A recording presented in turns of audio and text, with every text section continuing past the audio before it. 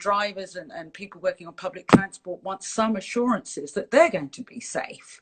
So, Ranj, hi, how are you? Hello, I'm good. How are you? Good, good. I was just explaining about, and you've said as well on your Instagram, the confusion, the utter confusion, and Boris Johnson sort of, as it was, State of the Nation thing, seems to have plunged everybody into even more confusion than when I'm over here in Connecticut, when Donald Trump started talking about bleach. And then we saw a rise of people with all sorts of issues and what have you. Now, bearing in mind, when you've got conservative governments, I'm not going to make a political statement here, but when you've got conservative governments anywhere, their backers, their funders are people in big business and industry. And also there is from people who have not been earning any money and who are desperate to get back to work. So they're kind of in a situation where they're trying to please everybody, and I suspect pleasing nobody. So let's try. Putting you on the spot here. I've told people if they've got any questions, they're probably about 55,000. Let's try to work out let's start with the UK, because it's pretty similar wherever you go. What are you now allowed to do? Okay, so you'd be forgiven in the UK if you live in the UK if you were slightly confused after Boris's message last night, because everybody was confused, myself included, and I'm a medical professional and I couldn't work out what he was trying to say. We got a bit more detail today. We had a 50-page document that was published that had a bit more detail in it. It's still not completely unambiguous, but I don't like defending the government. But in their defense, you've got to start somewhere, and you cannot possibly cover every single iteration or eventuality. So the basics of what the report says is coronavirus isn't over yet, but we are heading in the right direction. What we have done so far has had an impact, and we've still got some work to do. But we've got to start getting back to normality. Yeah. And the reason why lockdown cannot just continue forever is that there comes a point when the number of lives you save from continuing lockdown actually becomes less than the number of lives that are lost in the longer term because of all the restrictions. So really? Because of this, yes, because of and access to other, yes, exactly, access to other services, socioeconomic impact. So poverty is one of the biggest determinants of health that there is, and lockdown is driving people into poverty. So in the long term, if you cause 20,000 deaths but you're only saving 10, you're kind of you come to this weird balance where you've basically got to decide, right, we're going to have to lift lockdown at some point. And I think generally for people's well-being and sanity, we do need to think about moving forwards. And it's now got to the stage where it is safe enough, we think, to start lifting lockdown slowly. But it's not a pull the curtain up, right, we're out, let's all go out and have fun. So we still have to protect ourselves as much as possible. It's still important to stay at home as much as you can, wash your hands, socially distance if you do go out, and if you're poorly, to stay inside and self-isolate. However, from Wednesday in England, this isn't even the UK, don't even get me started. Don't even get me started. They couldn't decide. So England, Wales, Scotland and Northern Ireland all decided that they wanted to do different things because they don't agree with Boris Johnson. But in England, from Wednesday, you can just see what kind of a shambles this is. We still advise you try to work from home if you can, because that's the safest thing to do. However, in the interest of supporting people's livelihoods, if you have to go into work, particularly in, for example, manufacturing profession or construction, then it is okay. You are allowed to do that, providing your employer makes as much effort as possible to make it safe for you at work. For example, to socially distance at work. So there's a lot of conflict from the unions, the transport unions, because they're saying, look, if we have to take tube trains and up the service, where's our safety issues? And schools would be the other thing. The information about schools. Your area is children. Do you understand? Yeah, well, this is the thing. So there's the employment side of things. They're advising people to try not to use public transport if you can avoid it. That adds a whole other layer of complication, I think. How are people going to get to work? Right. Um, there's no limit on outside exercise now. You can go outside and exercise as much as you want. You can get in your car and drive to somewhere outside, to a beach or something like that, and you can hang out outside. You can sit down. You don't have to be exercising all the time, providing you only do it with your household.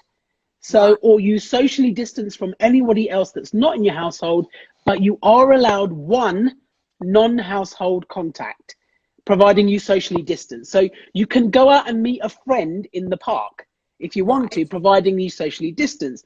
The difficulty is how people are going to interpret that. We'll see how that goes. The other thing that they've changed their minds on, which you touched on, is around face masks. Now, we know that face masks are really helpful in certain situations. However, what the government have said is that if you are in a public space, an enclosed public space, so it doesn't really apply to outside, because we know the risk of picking up coronavirus whilst outside is low. But if you're in an enclosed public space, for example, on a train or a tube or in a supermarket, and you can't socially distance very well, then you should wear a fabric mask, not one of the medical surgical ones that you can buy. You should wear a fabric mask, and that is not to protect yourself. That is actually to protect those around you if you just happen to have coronavirus. Well, so that be at home anyway. Well, you should be at home anyway. This is my argument, but they are saying that something is better than nothing. Now, the advice around schools, which you just touched upon. So the proof is in the pudding with a lot of these things. We're going to have to try it and see what happens.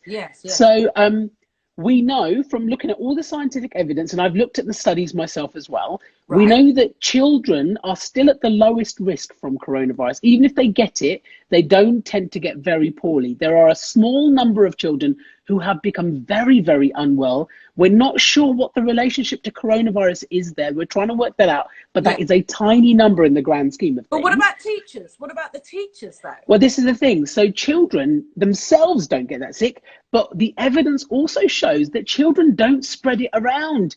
Contrary to things like flu, children aren't the spreaders. It's adults that are the spreaders. So there was a study that looked at an index case of one child who'd been in contact with over 100 people. None of those people got coronavirus from that child. Isn't that interesting? So it's really interesting. So what we think is not only are children at the lowest risk, but also they're not the culprits here. So let's not punish them.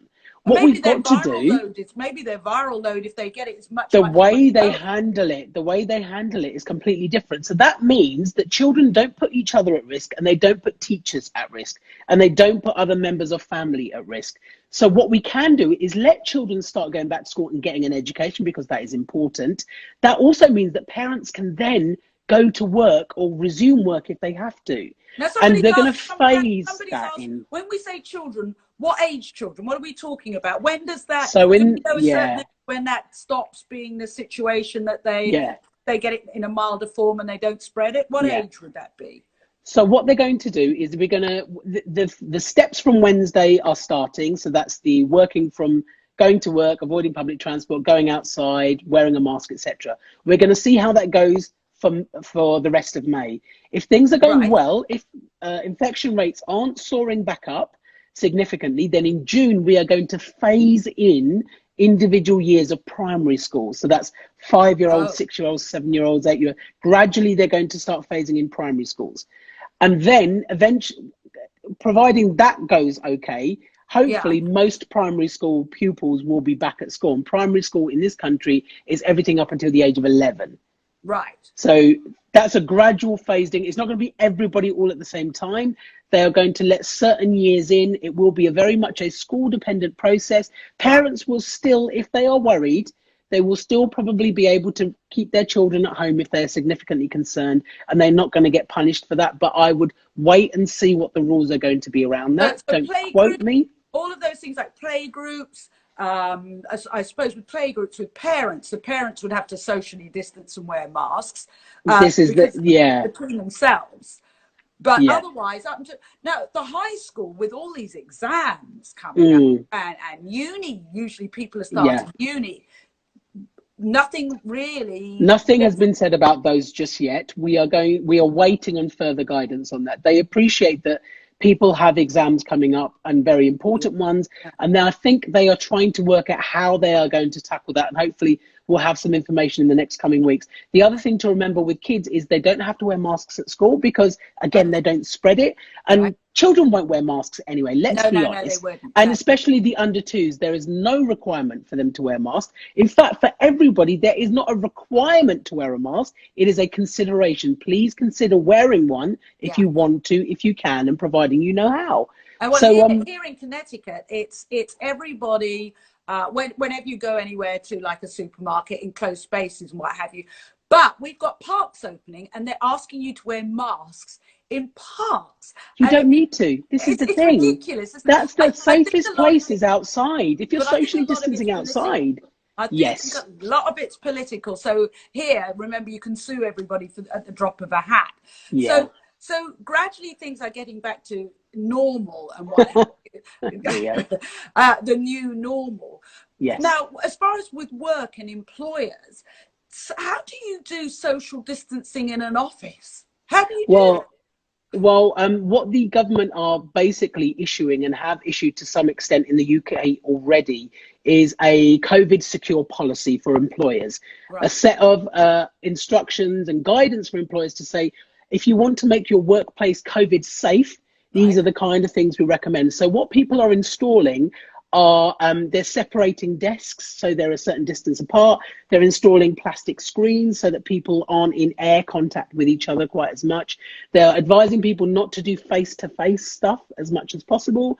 Some places, now this is interesting, some employers have started to install thermal scanners or temperature checkers. And we've seen this at airports. We've seen this in certain organizations and places of work. One thing I am going to say that the scientific evidence shows is that scanning people's temperature is not an accurate way of telling whether they have COVID. It is really poorly accurate. It's so bad, we don't recommend it as screening. It's not a good tool. So I think people are wasting their money on that one personally, because you can have COVID and just happen to not have a temperature at the time. Somebody's asking about when you go back to work, people's like plumbers, electricians who are going into people's homes. What about them going back to work? Any job where you're going into people's homes? I mean, my daughter's a health worker who has to go to people's homes, but she wears the full gear. Yes. Has to be careful not to wear it outside in case she gets mugged for her NHS lanyard. Exactly. There you go. Yes, tough times, people. They are tough times. People are desperate. But plumbers, electricians. Well, I'm hoping we're going to get some clearer guidance on this, because there will be situations where people who go to work will potentially be put at risk by doing that. And I guess at the moment, what the government stance is, you do it on an individual basis. You do your own sort of risk assessment and think, do I have to go to work? Do I really have to do this, or can I feasibly work from home? And if I have to go to work, then I've got to take every single precaution I can to protect myself. If you're going to somebody's house to do some work, then potentially you can discuss what they need over the telephone or by video call. You can then go to their house, they can distance themselves from you in a different room, and you can get on with the work. It is possible to do it. Yeah. It is possible to do so. I think people have just got to be really pragmatic about it. Now, somebody's saying they've got a cleaning business and they go into other people's houses. Yes. Can they, what about touching clothes, surfaces? They're doing all of that. Yeah, so there is a very specific point about things like cleaners. And I think, if I remember correctly, there's such amount of gobbledygook in that document. I think from June, they are recommending that cleaners are allowed to go back. It may even be sooner than that. I'd have to double check. Yeah. But again, if you're a cleaner, you protect yourself as best you can. So what you do is you wash your hands when you're there. You use gloves while you're cleaning, and then you throw them away straight afterwards. Right. You don't touch your face. You don't touch anything else. You wash your hands afterwards. You wear as much protection as you possibly can do. Again, it's about being sensible and pragmatic and minimizing your risk. You are never going to put your risk to zero, but what you can do is take measures to get it as low as possible whilst allowing you to do your job. Now, just going back to schools, because somebody has brought up a question. What if you have a child who's asthmatic or who has any other underlying condition? Would you, I know you said before you're not going to be fined if you keep your kid home from school. In those situations, is it better to keep your child at home? This is so if you are in one of the very vulnerable groups, there's a group that have been advised to what we call shield, which basically means minimizing social contact as much as possible because you have an underlying medical reason or condition that puts you at very high risk. Those people need to continue shielding. This new change in guidance does not apply to them. They are going to get their own guidance because we need to, they're the ones we're trying to protect the most. So they are going to get their own guidance soon. For those guys, it's fairly clear. You keep doing what you're doing right now if you've been advised to do that. For people who have got some underlying medical problem, for example, kids, that doesn't put them in that highly vulnerable group, or parents are worried about them, then you can, technically speaking, from what I can tell, exercise your own individual judgment and think, actually, do you know what? I'm okay. I know my child's at low risk anyway, you know, therefore I'm happy to let them go to school because I want them to get schooling, etc., or they may have to go to school. It's very much an individual decision. If you as a parent decide that you don't want to take that risk, I don't think you will be penalized for doing so. Right. So something like asthma or anything like that, it's and there's different severities, aren't there, of anything? Yes, so, exactly. And probably ask your doctor. I would say ask your GP. Yeah, if you can. I think that's really sensible, actually. A lot, you know, your GPs are still open. Our family doctors, our community doctors are open. If you've got a medical team, then by all means use it. If you happen to have a certain medical condition like asthma or epilepsy, then often there's charities like Asthma UK, Epilepsy Foundation. They will put out guidance with regards to things like this. So if you go to these big charity websites like diabetes charity websites and heart disease charity websites, they often have very specific guidance for that patient group. So if you can't find it on the government websites, try the charities, because often most of them have something. Yes. And just coming up to charities, one of the charities obviously I work with, Mind and the mental health impact, because we're seeing, and especially around sort of the groups that have been hit the hardest, you know, Black and ethnic groups, the mental health problems are absolutely rocketing, because there's that kind of feeling, and there's still not a lot of information around why that. Sometimes it might be social, it might be health wise with things like diabetes, what have you, but there's been a lot of, bottom line is, a lot of fear has been created. Yes. Well, so I mean, I'd recommend Mind and Calm and lots of other, but is there anything you can say to reassure Black and ethnic minority people? It's a tricky one. We've got to use the facts, and we know that the facts are that there are certain groups of people that are much more vulnerable when it comes to coronavirus. For example, we've talked a lot about the elderly. We've talked a lot about people with long-term medical problems. We also know that men are at greater risk, and we're not sure exactly why that is. And we also know that Black and minority ethnic people are at greater risk, and it's not just socioeconomic. There's a huge study that came out towards the end of last week. There was a really big study. Ben Goldacre on Twitter has put it on there. It's openly available to everybody. It's something like they analyzed 17 million records. Wow.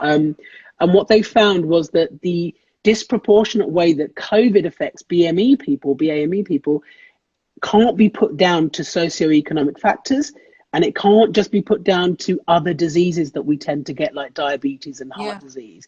There must be something else going on. We don't know what it is. We haven't identified, but there is definitely something else that we may work out later on down the line. One of the theories are that a lot of BAME people are like train drivers, bus drivers, cleaners, and then they tend to be it's not just workers. that. They're in the front line, but it's even more. We still don't know. We think that there may be a biological mechanism happening here, actually. The same, similar to how it affects men as well. We think there's probably a biological mechanism happening. What can we say to those groups? Well, all we can say is just be as careful and as sensible as you possibly can. We do know that everybody has to work, everybody has to live their lives, and you have to look after not just your physical health, but your mental health.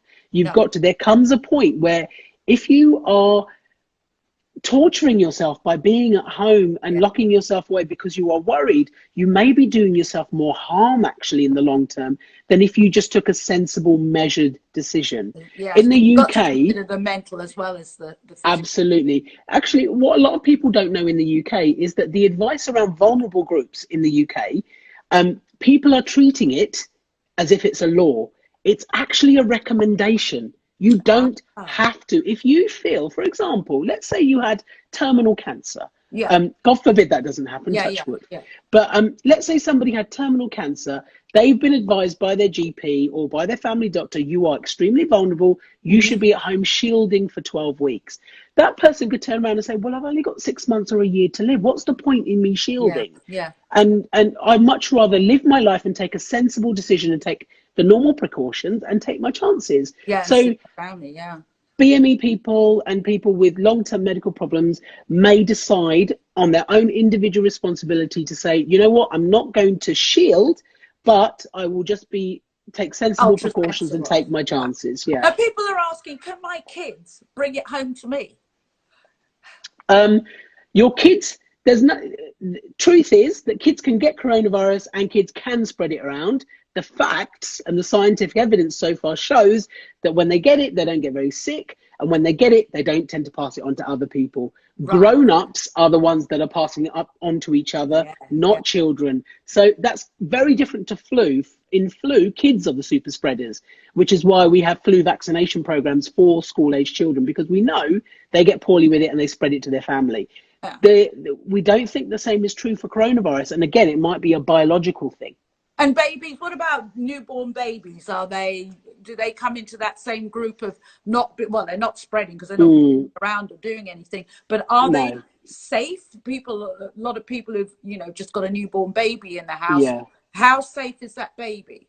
I think looking at the data we've got worldwide, babies tend not to get sick from it. They tend not to get very sick from it. However, they are any child under the age of 6 months, they don't have a very well developed immune system, full stop. So even though children are at lower risk, that age group doesn't have a great immune system in general. So you would normally protect them when, poorly people are around them. So I would say take the same advice.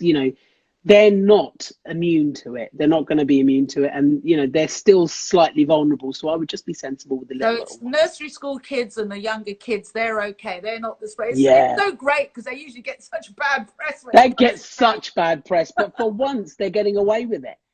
Teenagers are a really difficult age group at the moment. I mean, and I think you can talk all you like about social distancing and everything else. I think they're going out of, teens is not the most patient time of your life. Putting it mildly. So,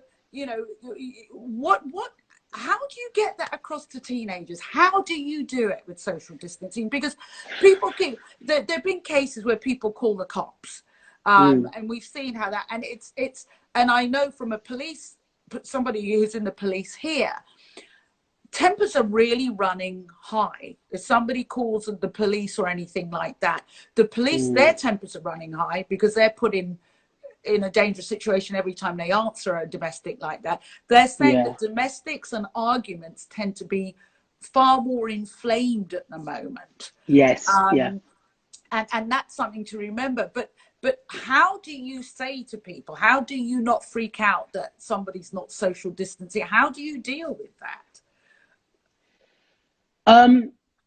I think you've got to accept that you can only be responsible for somebody else as far as you can be. With teenagers, teenage, as you said, is a very tricky time of life. Your brain is developing quite rapidly and in very unusual ways.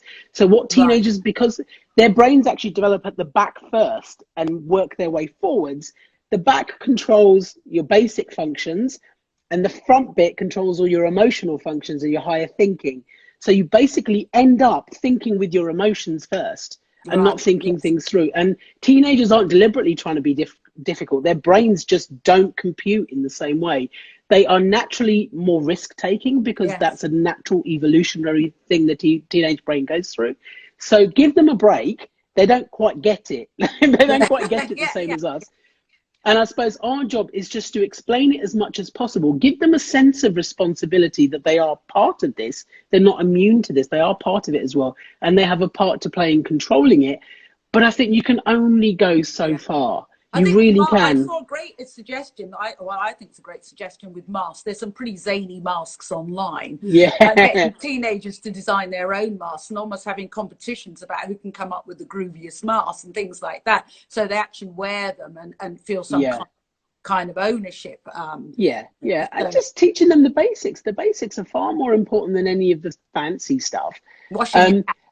Washing your hands, trying to stay indoors as much as you can. If you have to go out, then socially distance. I guess part of the relaxing of the rules will hopefully help with some of that letting off of steam. Because I think people need to now get out and get a bit of outside space and fresh air. People are talking about, because that's so important to immunity. Now, somebody said, when will we be able to go to the dentist? People are really scared. I mean, because the dentist is really mouth and things like that. If you've got a toothache or... Yeah, here in the UK, dental care has been restricted to emergencies only. So there's no routine dental care happening at all. And the advice is that if you've got uncontrollable pain, uncontrollable bleeding, or you've got a serious infection, or you've had an injury to your face or mouth, then you can get emergency dental care. But other than that, you're going to have to basically wait it out. We don't know when dentists are going to reopen. The reason dentists close is because they are basically right up in your mouth.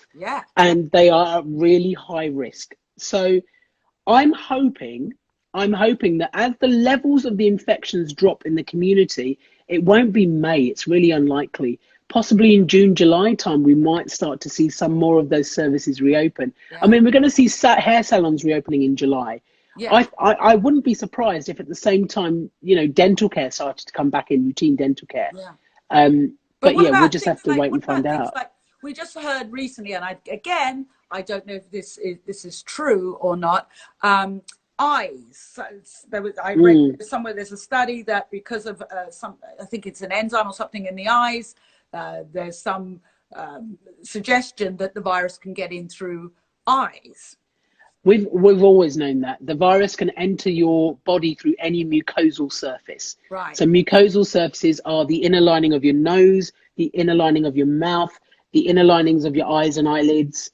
These are the main sites that it gets in. So if you wear contact lenses, then no, because your contact lenses only cover the iris part of your eye, the coloured bit of your eye. Putting them in and dealing with contact lenses. You've got to make sure your hands are meticulously clean when you're doing that. You have to. So those are the main portals of entry. So we've always known that that's the case. You just got to be extra careful if you're doing anything with your eyes. As we've always said, if you're going to touch your face, make sure you're doing it with clean hands.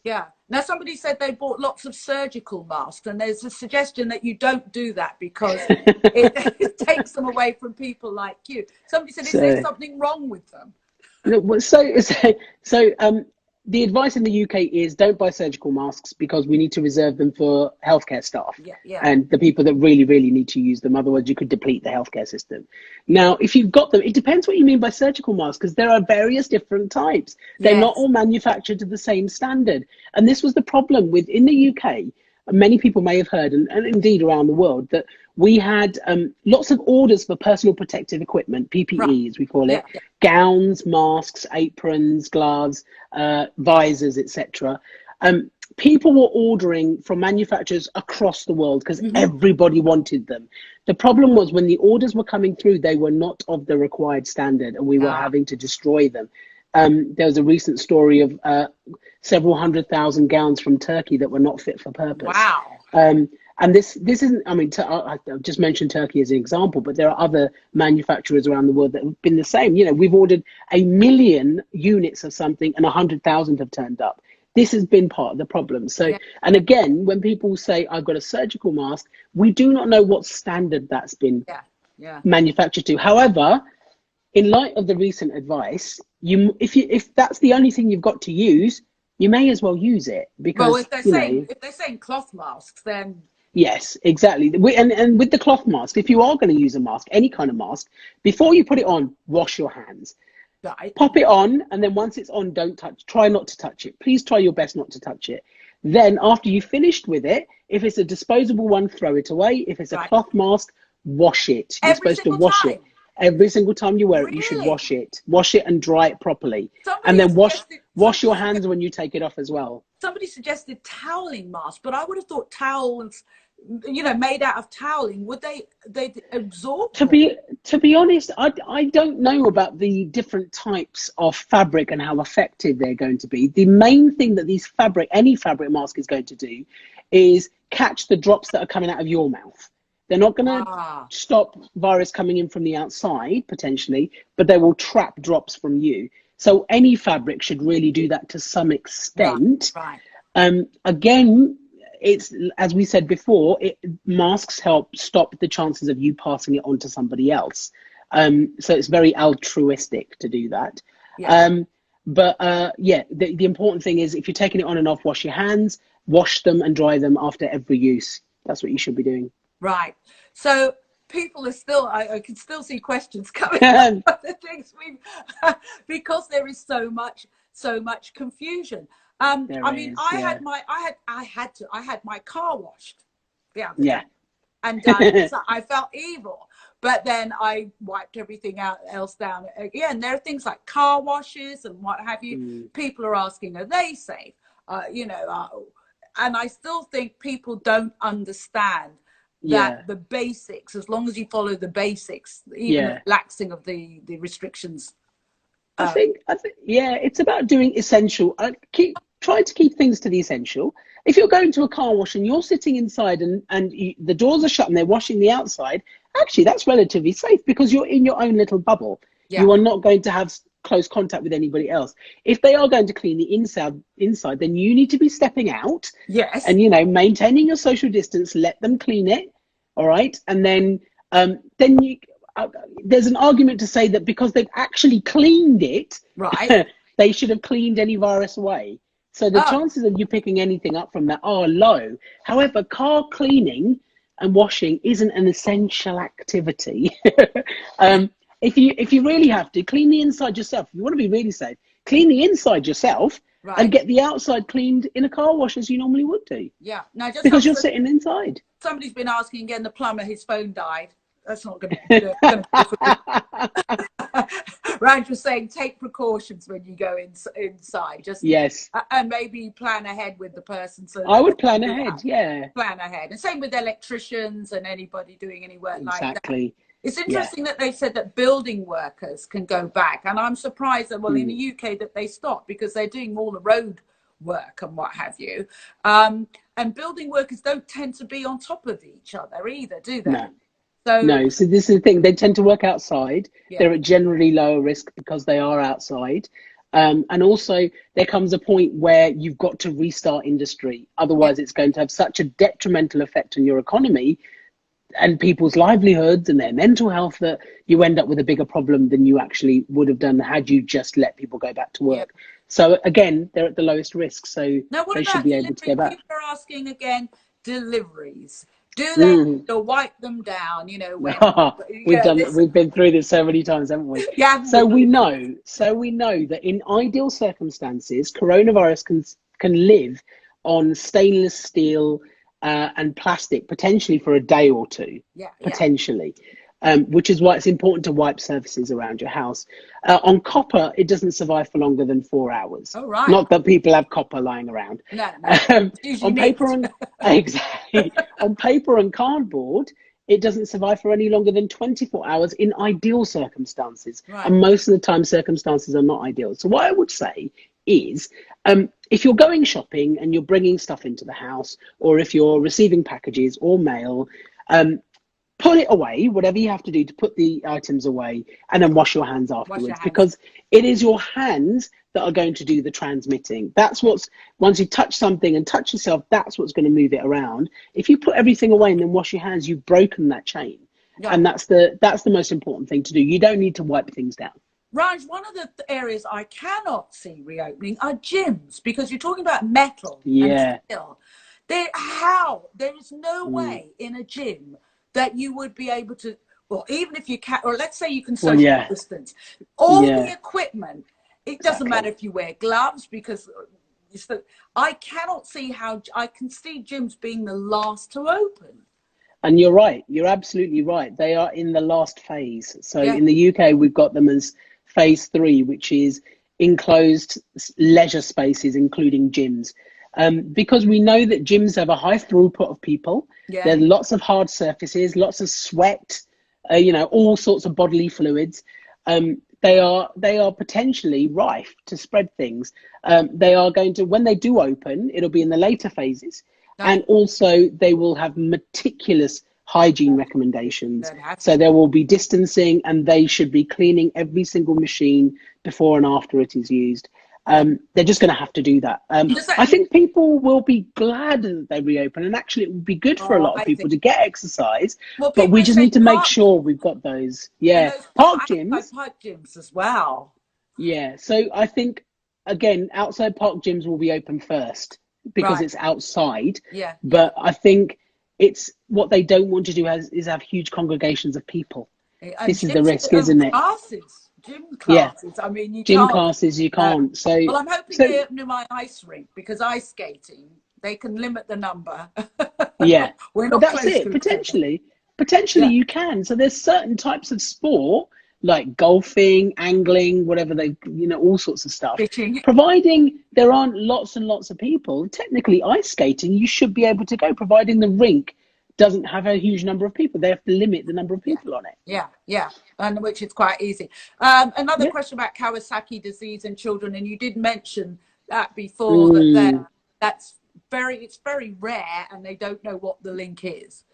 Yeah, so what we've discovered over time, which always happens, is when you've got a rare complication of something, you have to have a certain number of cases before that complication is visible. Because if you've got something that happens at a rate of 1 in 2 million, you're not necessarily going to see it that often, but you need millions and millions of cases to see it. And I think that's what's happened here. We've had a pattern of illness across the world in a very, very small number of children, considering how many people are affected, that is related to a condition we already see in kids called Kawasaki disease, and also another one called toxic shock syndrome. It's essentially a condition where you get lots and lots of inflammation around the body, and can lead to long-term problems, particularly with the heart, because you get inflammation inside the heart. It has to be treated a very specific way to prevent those complications, and those children need longer-term follow-up afterwards. The difficulty has been that some of these children have tested positive for COVID and some of them haven't. And we're not sure. In an egg, do you? Yeah, you're not sure whether it's completely related to coronavirus or whether it's something separate. There's been enough of a sort of correlation, a coincidence, to think that actually the two are related in some way, but we just don't know how. There's been a cluster in New York, apparently, and there's been a cluster that was identified in London. I'm sure there have been some reports in Spain and Italy. I'm sure there will be in other places as we see millions and millions of cases. But people need to remember it is a very small number. Yes. And the advice is the same to parents, is that if your child is very poorly, it's unlikely to be coronavirus, because children don't get very poorly with it.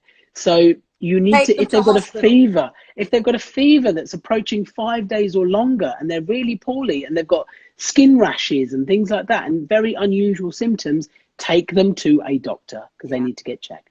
All right, now just to finish up the tests, and we keep coming back to the antibody test. Oh, boo, as I call him. Went off, thank God I had an antibody test. And we had a debate about the accuracy of them. Certain companies like Roche are claiming 99.9%. Then there are papers saying even that 1%, leaving that for error. And after all, it only tells you if you've had the virus. Doesn't mean that you're not going to get it again, or that you've got any immunity. To me, I don't know why you would want to find out what you've had. I'm more interested in what I've got, what I might get. But how accurate and what exactly are they for? Right. So there are two types of main tests. There's a test that tells you whether you have coronavirus right now. So if you've got symptoms, then you usually go for a swab. You get a swab done of your nose and your throat. They send it off to a laboratory and they comes back with a result as to say you have coronavirus right now. Right. That's fairly accurate. That's something separate. And that is something that is actually originally in the UK, we reserved for patients going to hospital. Then they opened it up to healthcare staff. Now we are opening it up even further. We're rolling it out and hopefully other countries are doing similar. That's one type of test. We'll put that to one side. That's all right. Now, the antibody tests. So what happens when you get an infection is your body creates antibodies to fight that infection. And those antibodies usually neutralize that infection. They fight it off. That's usually what happens. So we thought, as people are getting coronavirus and developing antibodies, then if you test for those antibodies, you can tell whether someone has had it. The only problem is, in theory, that all makes absolute sense. So if you have a blood test for antibodies, they are fairly accurate. That will tell you whether you've got antibodies or not. That's okay. The problem is that people wanted tests that you can do at home. So you get these little cassettes, these little plastic devices. The problem with those tests when they tried them out was they weren't very accurate. So the blood test for antibodies is all right. You've had it. What's that mean? So, but that's the other thing. So one was whether to tell you whether you've got antibodies or not. We found that the blood tests are much more accurate and the home tests aren't. So therefore we can't roll it out to everyone. So all these companies saying we've got this test, we're like, well, they're just not good enough at the moment. And the other issue we've discovered is even if you've got antibodies, and this is the scary bit, we're not sure how much it would protect you. We're not sure whether it protects everybody. We're not sure whether you need a certain amount of antibody to be protected to stop you getting it again. We're still trying to work that one out. So there's research going on into that to find out, hey, sure, if you've got antibodies, fine. Does it mean anything? Because there are some situations where having antibodies doesn't actually do anything other than tell you you've had it. It doesn't protect you. What we want is people to have antibodies, to find out they've got antibodies accurately, and then to know that those antibodies are going to protect them and stop them getting it again. We haven't quite reached that stage. So at the moment, it's a bit of frippery. Well, the thing is, and I think you see it probably more in the States where they can advertise drugs on television, which is a lot of companies are saying this test, that test, this test, and it's revenue raising. Let's be honest. It makes money. It does make money, and I think we have to be very careful where we're getting our information from, because if you're getting it from the manufacturer, they've got a vested financial interest. If you're getting it from a doctor who's selling you these tests, they've got a vested financial interest. It's very hard to get independent information on these things.